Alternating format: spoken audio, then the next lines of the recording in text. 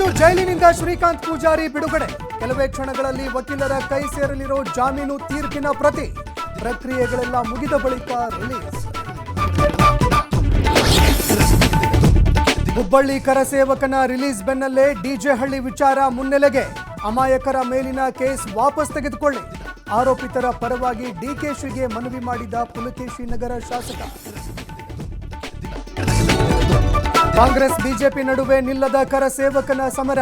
ಮಟ್ಕಾ ಜೂಜು ಆಡಿಸೋರಿಗೆ ಬೀದಿಗೆ ಬಿಡ್ತೀರಾ? 56 ಕೇಸಿರೋ ಮಣಿಕಂಠ ರಾಮಭಕ್ತನ ಎಂದು ಪ್ರಿಯಾಂಕ್ ಕಿಡಿ. ಸಿಎಂ ಹಾಗೂ ಮಾಜಿ ಸಿಎಂ ನಡುವೆ ಅಸ್ತಿತ್ವದ ಸಮರ. ರೈತರ ಹಕ್ಕಿಗಾಗಿ ನಾವು ಸದಾ ಧ್ವನಿ ಎತ್ತಲು ಸಿದ್ಧ. ಅನ್ನದಾತರಿಗೆ ಹೆಚ್ಚಿನ ಪರಿಹಾರ ಕೊಟ್ಟಿದ್ದು ನಾವೇ ಎಂದ ಬಸವರಾಜ ಬೊಮ್ಮಾಯಿ. ಧಾರವಾಡದಲ್ಲಿ ಬಾಲಕಿಗೆ ಕಂಡಕ್ಟರ್ ಕಪಾಳ ಮೋಕ್ಷ ಆರೋಪ. ನಿರ್ವಾಹಕನ ವಿರುದ್ಧ ಪೋಷಕರು ಸ್ಥಳೀಯರ ಆಕ್ರೋಶ. ಕ್ಷಮೆ ಕೇಳಿದ ಹಿನ್ನೆಲೆ ಸ್ಥಳೀಯರ ಪ್ರತಿಭಟನೆ ವಾಪಸ್.